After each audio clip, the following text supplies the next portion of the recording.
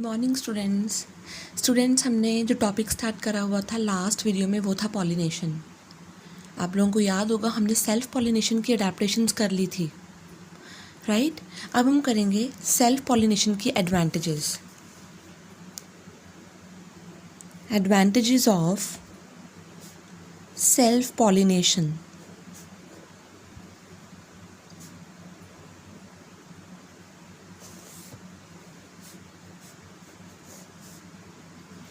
Now the first advantage of the self-pollination is that it maintains parental characters.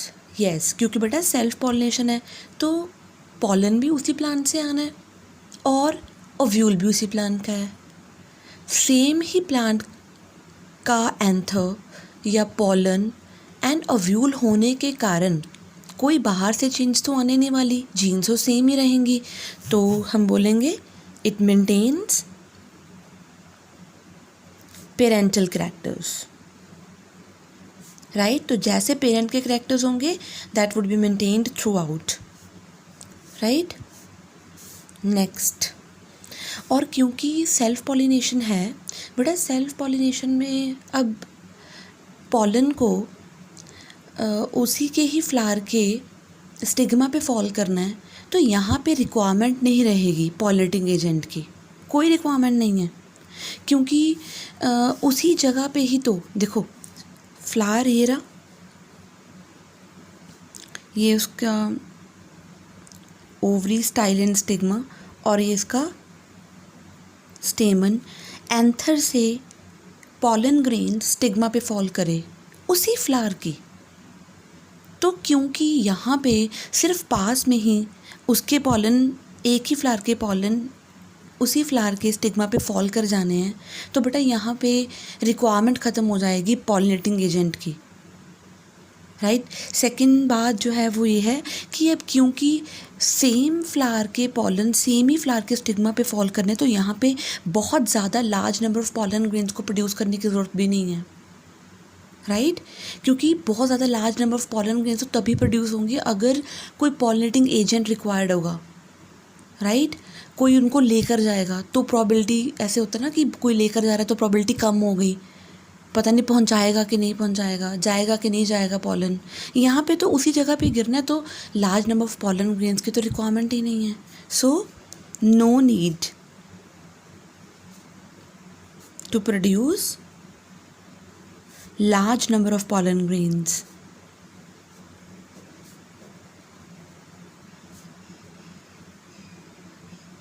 right. And even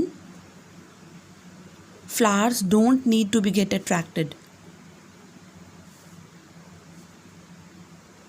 need not to be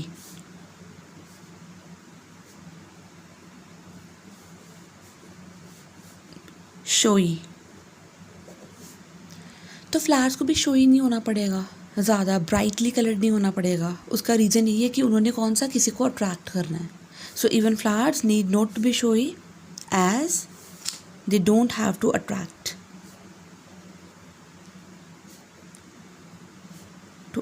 the pollinating agent.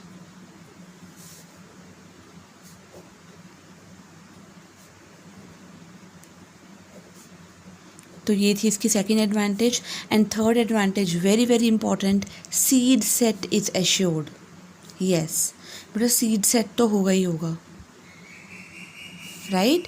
Seed set is assured क्योंकि देखो self pollination है, anther से जो pollen grains निकल रहे हैं वो stigma पे ही फॉल कर रहे हैं, राइट। और इसी कारण ओव्यूल जो है वो फर्टिलाइज होगा ही होगा एंड सीड जो बनेगा ही बनेगा। सो seed set is assured, right. Now let's discuss the disadvantages of the self pollination. Now the disadvantages of self-pollination.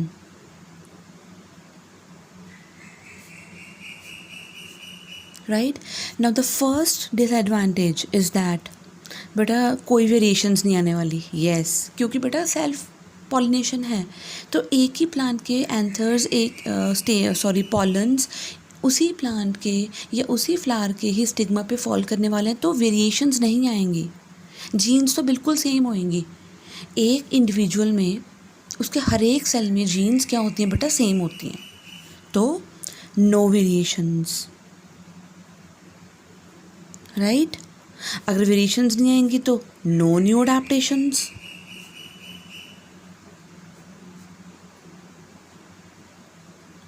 No variations, no adaptations, right? And second is that बेटा जो progeny बनेगी that is जो progeny बनेगी that is not much different from the parents. progeny बिल्कुल भी different नहीं होगी। तो यही बात आ गई कि वेरिएशंस बिल्कुल नहीं होगी, राइट। तो मैं यहाँ पे ये पॉइंट नहीं लिखूँगी। Next point is the loss of viability and vigor due to prolonged self fertilization।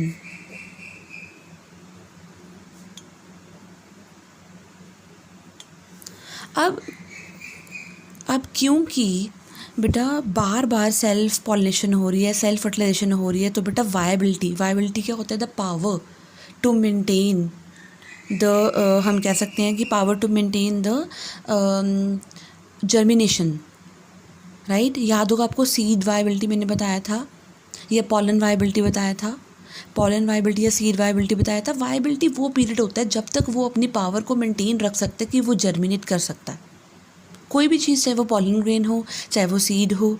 Vigour is a strength. तो बार बार सेल्फ पॉलिनेशन होने के कारण उसकी वायबिलिटी और उसकी स्ट्रेंथ कम होनी शुरू हो जाएगी, राइट। क्योंकि कोई अडेप्टेशन तो आने वाली है नहीं, राइट। और इन्वायरमेंट कंटिन्यूसली चेंज होता रहता है थोड़ा थोड़ा, तो उसको अडेप्ट करने की पावर नहीं रहेगी प्लांट की, right. So loss of viability and vigour due to prolonged self fertilisation. तो जो नेक्स्ट सीड्स प्रोड्यूस होंगे they are not much viable, right. And the next point is that continuous selfing. अगर बार बार selfing होती रहेगी तो बेटा उससे स्टेरिलिटी मतलब the plant will not be able to reproduce later on. So continuous selfing leads to sterility.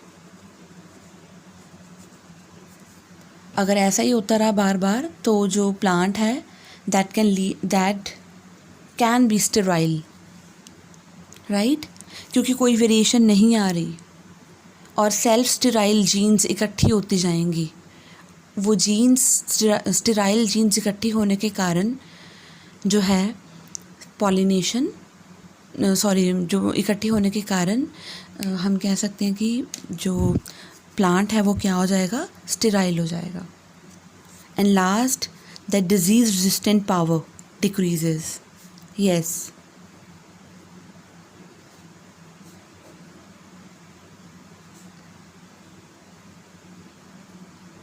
तो जैसे कि हमने कहा था यहाँ पे कि vigour is lost, strength is lost. तो बार बार सेल्फिंग होने के कारण जो जीन्स हैं, सेल्फ स्टेराइल जीन्स हैं, वो इकट्ठी हो जाती हैं। तो अल्टीमेटली जो पावर है डिजीज़ को रेजिस्टेंस शो करने की, वो भी क्या हो जाएगी बेटा, डिक्रीज़। यानी कि प्लांट विल नाउ ऑफनली गेट डिजीज्ड, उसको जल्दी डिजीज़ लगेगी। ऐसा 1-2 साल में नहीं होगा कि सोचो कि सेल्फ पॉलिनेशन हो रही है और 1-2 साल में ऐसा हो जाएगा। No, continuously that can lead to the disease resistance power decrease, right. तो ये थे हमारे पास सेल्फ पॉलिनेशन के एडवांटेजेस एंड डिसएडवांटेजेस। अब हम स्टार्ट करने वाले हैं क्रॉस पॉलिनेशन।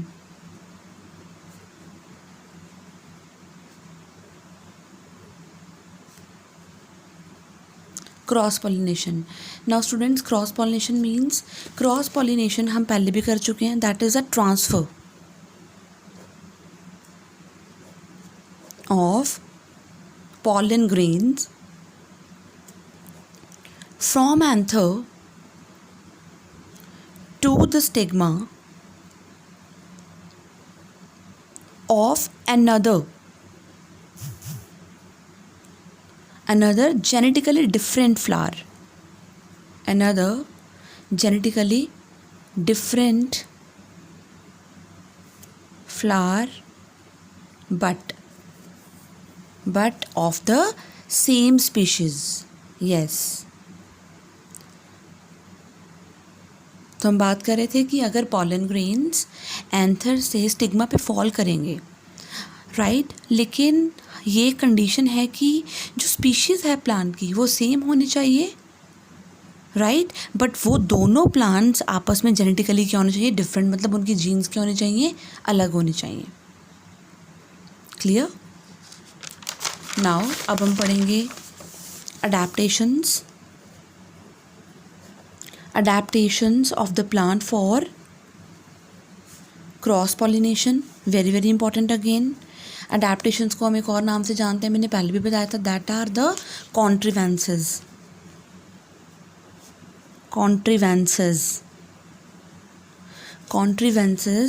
फॉर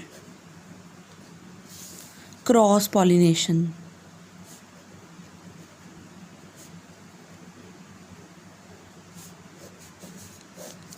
इस टॉपिक का एक और नाम that is out breeding devices. Very very important.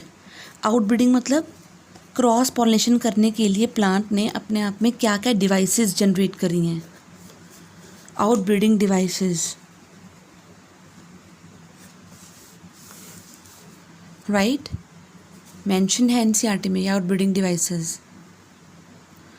So let's start studying first adaptation of the plant to show cross pollination, and the first adaptation is that unisexuality.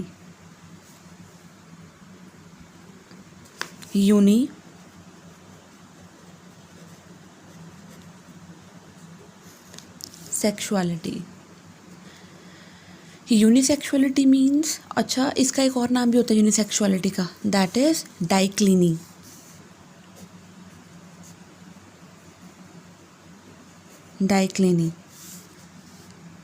Right. अब unisexuality means अगर flower में एक ही sex होगा, या तो mail होगा या फिर फीमेल होगा.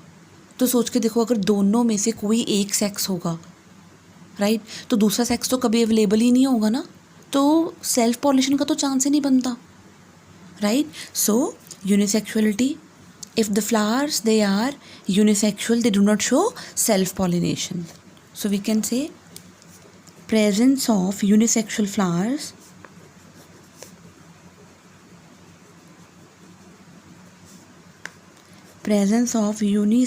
flowers confirm cross pollination.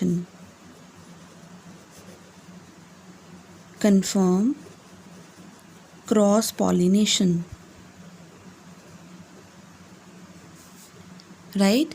Unisexual flowers अगर होंगे तो उससे क्या चीज़ कन्फर्म होएगी, cross pollination, right. So self pollination never takes place in these flowers. Self pollination never takes place.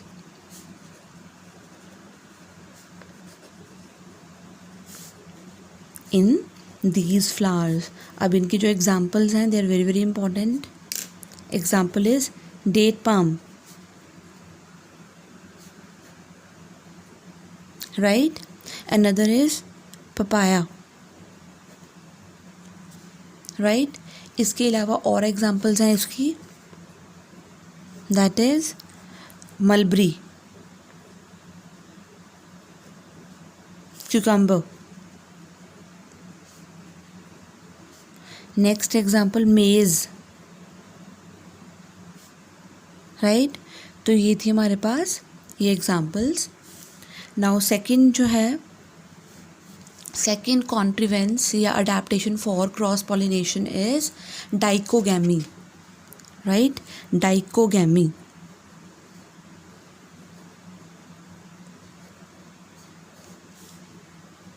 Dichogamy क्या है बेटा, जब मेल और female reproductive organs different time पे मैच्योर होंगे, जब चाहे प्लांट चाहे फ्लावर बाइसेक्सुअल है, दोनों सेक्सेस हैं, लेकिन दोनों सेक्सेस एक ही टाइम पे मैच्योर ही नहीं होते।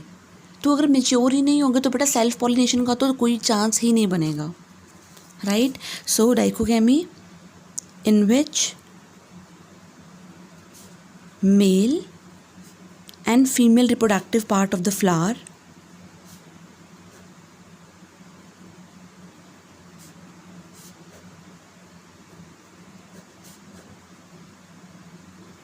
mature at different times,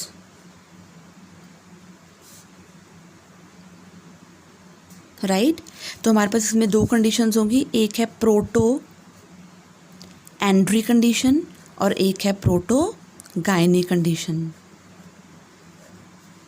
बेटा प्रोटो एंड्री क्या है, जब मेल पार्ट पहले मैच्योर हो फीमेल से। So when male part of the plant of the flower mature earlier